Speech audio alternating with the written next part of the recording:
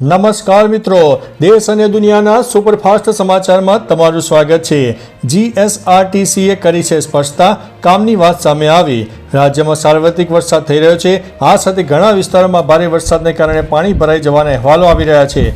આવામાં ભારે વરસાદને કારણે એવી અફવા ફેલાઈ રહી છે કે એસટી બંધ કરવામાં આવી છે। આ અંગે જીએસઆરટીસીએ સ્પષ્ટતા કરી છે કે જીએસઆરટીસી દ્વારા આપવામાં આવેલી માહિતી અનુસાર ગઈકાલની સ્થિતિએ સમગ્ર રાજ્યમાં વરસાદને કારણે બસ કોઈપણ રૂટ કે ટ્રીપ ઉપર બંધ કરવામાં આવી નહોતી। મિત્રો, અન્ય મહત્વના સમાચારની વાત કરીએ તો ફાઇનલમાં પહોંચી દિવ્યા, રચ્યો છે ઇતિહાસ। ભારતની ઇન્ટરનેશનલ માસ્ટર દિવ્યા દેશમુખ ફાઇડ મહિલા ચેસ વર્લ્ડ કપની ફાઇનલમાં પહોંચનારી પ્રથમ ભારતીય ખેલાડી બની ગઈ છે। તેણે પૂર્વ વિશ્વ ચેમ્પિયન તાન જોંગીને હરાવી છે। ભારતની દિવ્યા દેશમુખે જ્યોર્જિયાના બાટુમીમાં ફાઇડ મહિલા ચેસ વર્લ્ડ કપ 2025ની સેમીફાઇનલમાં ચીનની તાન જોગાનજીને હરાવી છે। ઉલ્લેખનીય છે કે તે આ સિદ્ધિ મેળવનાર પ્રથમ ભારતીય મહિલા છે। મિત્રો, અન્ય મહત્વના સમાચારની વાત કરીએ તો રાજ્યના 48 ડેમ હાઈ એલર્ટ ઉપર। રાજ્યમાં સતત ભારે વરસાદ નોંધાઈ રહ્યો છે। ગઈકાલે સવારે 8 વાગ્યા સુધીમાં નર્મદા ડેમ 58.19% ભરાઈ ગયો હતો, જ્યારે અન્ય 206 જળાશયોમાં કુલ ક્ષમતાના 60% કરતાં વધુ ભરાયેલા છે, જેમાં 28 જળાશયો 100%, 62 જળાશયો 70%થી 100% ભરાયા છે। આ સાથે 38 જળાશયો 75% ઓછો પાણીનો સંગ્રહ છે।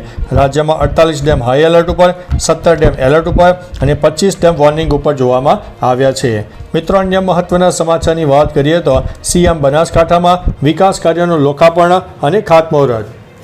મુખ્યમંત્રી ભૂપેન્દ્રભાઈ પટેલે બનાસકાંઠા જિલ્લાની મુલાકાત લીધી। તેમણે નડાબેટ અને સુઈ ગામ ખાતે યોજાનાર એક વિશેષ સમારોહમાં ઉપસ્થિત રહી જિલ્લાના વિવિધ વિકાસલક્ષી કામોનું લોકાર્પણ અને ખાતમુહૂર્ત કર્યું। આ કાર્યક્રમ બનાસકાંઠાના સર્વાંગી વિકાસને વેગ આપશે તેવી અપેક્ષા છે।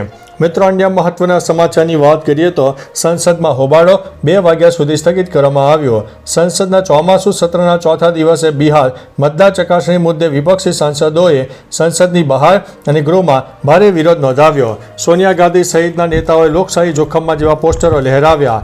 સ્પીકર ઓમ બિરલાની અપીલો છતાં સતત હોબાળાને કારણે લોકસભાની કાર્યવાહી માત્ર 6 મિનિટ ચાલી અને બપોરે 2 વાગ્યા સુધી સ્થગિત કરવામાં આવી। વિપક્ષ પહેલગામ હુમલો અને ઓપરેશન સિંદૂર પર પીએમના જવાબની માંગ કરી રહ્યા છે। મિત્રો, અન્ય મહત્વના સમાચારની વાત કરીએ તો રાજ્યમાં 26 જુલાઈએ થશે મેઘતાંડવ। હવામાન વિભાગ દ્વારા 26 જુલાઈના રોજ વલસાડ, દમણ, દાદરાનગર હવેલીમાં ભારે વરસાદની આગાહી છે। આ સાથે રાજ્યમાં 26 જુલાઈ બાદ વરસાદનું જોર વધે તેવી પણ શક્યતા છે, જ્યારે અમદાવાદ, ગાંધીનગરમાં હળવા વરસાદની આગાહી કરાઈ છે। સાબરકાંઠા, બનાસકાંઠા, મહેસાણા, અરવલ્લી, પાટણ, ખેડા, આણંદ, પંચમહાલ, દાહોદ, મહીસાગર અને સૌરાષ્ટ્રના મોટાભાગના જિલ્લાઓ અને કચ્છ માટે પણ વરસાદની આગાહી કરવામાં આવી છે।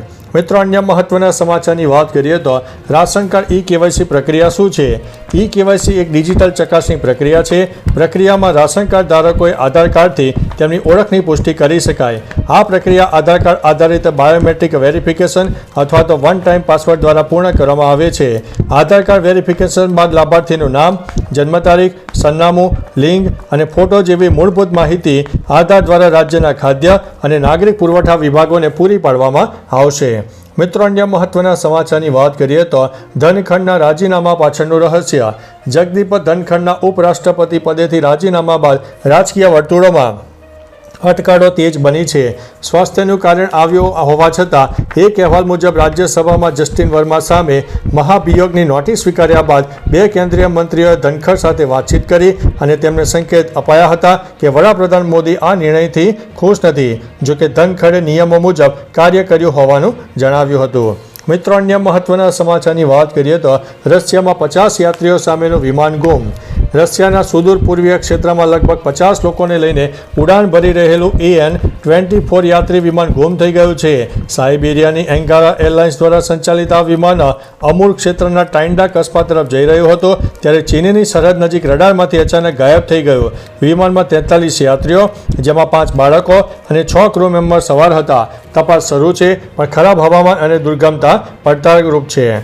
મિત્રો, અન્ય મહત્વના સમાચારની વાત કરીએ તો શ્રાવણમાં દોડશે એસટીની 50 એક્સ્ટ્રા બસો।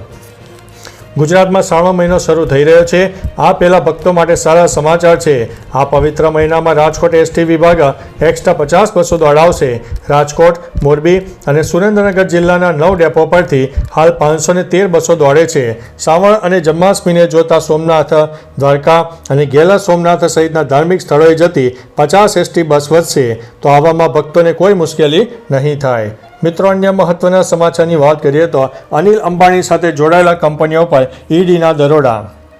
ઈડીએ અનિલ અંબાણીના રિલાયન્સ ગ્રુપ સાથે સંકળાયેલા 35થી વધુ સ્થળો અને 50 કંપનીઓ પર દરોડા પાડ્યા છે.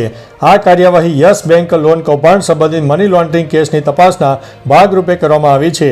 ઈડી મુજબ 2017થી 2019 દરમિયાન યસ બેંક દ્વારા મંજૂર કરાયેલી આશરે 3000 કરોડની લોન સેલ ફર્મ્સ અથવા તો અન્ય ગ્રુપ કંપનીઓમાં ડાયવર્ટ કરવામાં આવી હતી. મિત્રો, અન્ય મહત્વના સમાચારની વાત કરીએ તો રાશન કાર્ડ ધારકો ખાસ ધ્યાન આપે. કેન્દ્ર સરકારે જાહેર વિતરણ વ્યવસ્થાને વધુ પારદર્શક અને સુરક્ષિત અને કાર્યક્ષમ બનાવવા માટે એક મહત્વનું પગલું લીધું છે. સરકારે બુધવારે હાલના પીડીએસ નિયમોમાં સુધારો કર્યો છે અને દર 5 વર્ષે તમામ રાશન કાર્ડ ધારકો માટે ઇલેક્ટ્રોનિક કેવાયસી પ્રક્રિયા મજબૂત બનાવી છે, જેનો હેતુ રાશન વિતરણ પ્રક્રિયામાં છેતરપિંડી, ડુપ્લિકેટ કાર્ડ્સને દૂર કરવા અને સબસિડીને યોગ્ય લાભાર્થી સુધી પહોંચાડવાનું સુનિશ્ચિત કરવાનું રહેશે. તો ચાલો મિત્રો, ફરીથી દેશ અને દુનિયાના સુપરફાસ્ટ સમાચાર લઈને મળતા રહીશો. ત્યાં સુધી અમને રજા આપશો. નમસ્તે.